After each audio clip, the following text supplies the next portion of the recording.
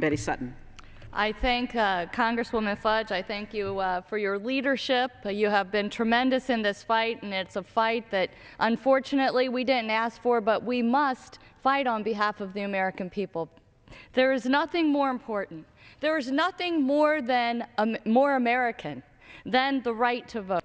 You know, at a time when governmental officials from all levels of government should be focused on getting America back to work, unfortunately, we are seeing this scourge of voter disenfranchisement legislation springing up state to state across this country, and we've heard a little bit about that already today. So over the past century, our nation, as we expanded the franchise and knocked down all of the barriers that were so hard fought to increase electoral participation, in 2011, that momentum abruptly shifted.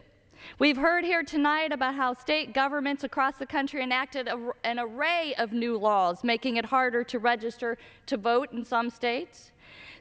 Some states requiring voters to show government-issued photo identification, often of a type that as many as 1 in 10 voters do not have. Other states, like our state, have passed laws to cut back on early voting, a hugely popular innovation used by millions of Americans. 2 states reversed earlier reforms and once again disenfranchised millions who have criminal convictions. But these new restrictions fall most heavily on a specific population. These would be insidious. Any attempt to prevent somebody from exercising their right to vote, of having the voice at the ballot box, would be insidious. But when you look at these laws, you start to see a pattern emerging. There is an effort to target voters who some people think, may have a tendency to vote for one party over the other party. So voters who are being perceived as Democratic voters are being targeted by these laws. And why do I say that? What is the basis for me saying that? Because we have seen where these voter ID laws fall most harshly. We heard from the gentle lady from Wisconsin making the case, but it's really important. And let me just tell you a couple of examples. In Tennessee, a 96-year-old Dorothy Cooper, a lifelong voter, attempted to secure the new ID that she would need to vote in the next election. When she arrived at the DMV, she was turned away because despite having her birth certificate, current voter registration card, and a copy of her lease, she did not have a marriage license. She was 96. A marriage license to verify the change of name. In Texas, thanks to a new voter ID law, students may not use their school-issued photo IDs to vote. And we saw this in Ohio as well, an effort to try and restrict student IDs as a valid form of identification to vote.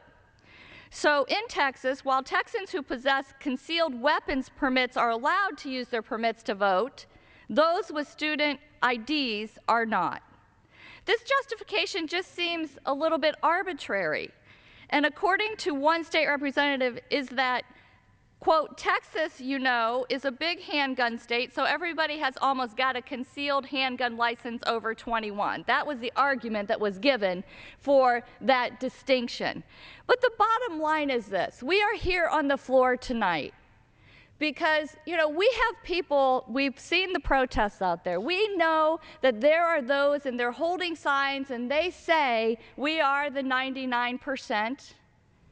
We see the plight that our middle-class families are facing throughout this country.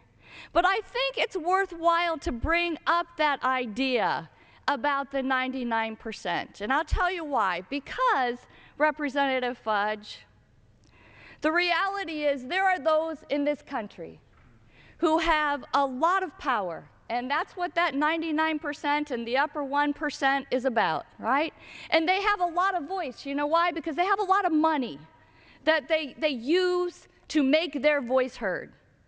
But the truth is The upper 1% that controls so much of the power and so much of the money in this country still only controls 1% of the vote, unless the deck is stacked. And so that 99% needs to have access to the voter box, because that is the place that we are all equal. So I am proud to stand with you, to fight back against these efforts, to suppress the vote, and to stand up for democracy. Democracy that was fought for and is still being fought for by our men and women in uniform. And I yield back to the gentlewoman from Ohio. I thank you. Now you can see why in Ohio we are going to